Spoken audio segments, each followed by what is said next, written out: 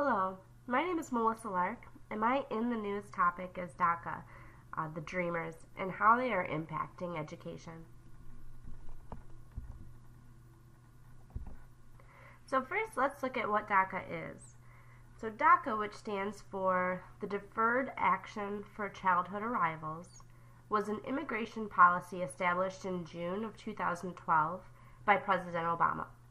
This policy allowed some individuals who came to the United States illegally as minors to receive 2-year renewable periods of time where the government will delay deportation. They are also eligible for a work permit during this period of time. Those individuals who are participating in the program, which there are approximately 800,000 of, are referred to as the Dreamers. This title comes from the DREAM Act. So the DREAM Act looks at granting conditional residency, and if the minors meet further qualifications, possibly permanent residency. So in early September of 2017, President Trump moved to end DACA. The government has stated that as early as March of 2018, some of the 800,000 minors living in the United States and who do qualify for the program will become eligible for deportation. President Trump defended the decision by saying that those in the country illegally are lawbreakers and are taking the jobs that naturally born Americans should have the right to. So now that we know what DACA is, who the Dreamers are, and really what the issue is, let's explore the impact on education. So teachers are promoters for education and learning, and while your student is in your classroom, you are in need of really their full attention. But as a teacher or trainer, do you really know what your student is dealing with outside of the classroom? So there are many barriers happening outside of the classroom that affect learning. Imagine that a family member is facing deportation. How is that going to impact your level of engagement in the classroom? But as a teacher or a trainer, what can we really do? And how can we even become aware of some of these issues that might be affecting our students that maybe we originally just kind of shrugged off as bad behavior? So we know that there are a lot of barriers happening outside of the classroom that affect students' learning. If something as major as the thought of a family member being deported is even going through a student's mind, how are they going to be fully engaged in their learning? So as a teacher or trainer, what can we really do to help?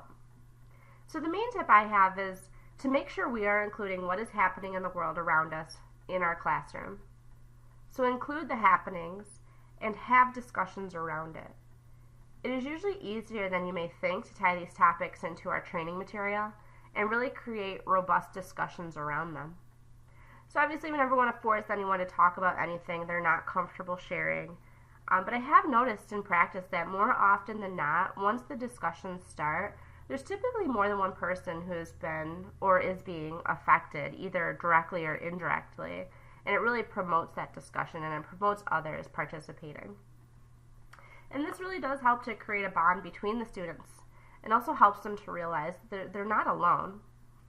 So race and ethnicity play integral parts in our students' identities, including activities and role-play scenarios in our classroom that encompass different situations and voices can really help students to connect to the curriculum and tie them back to their own experiences. So for example, at my work we have a Spanish group, and I work with them directly to create these situations and examples that will help to connect more with our Spanish-speaking employees.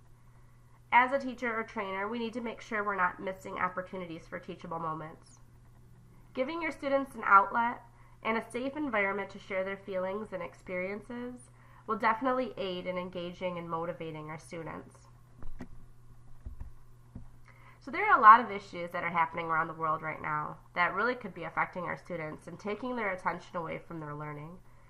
So let's discuss these issues in the world and bring their attention back to the classroom. In closing, personal issues can manifest themselves in a variety of ways and impact learning. We as facilitators need to provide true empathy for our students, laying our personal thoughts and beliefs aside and focusing on the fact that the student is dealing with a tough situation. To quote Robin Williams, "Everyone you meet is fighting a battle you know nothing about. Be kind always." So if you have a student who seems unengaged, unmotivated, and distracted, don't immediately write them off as a bad student.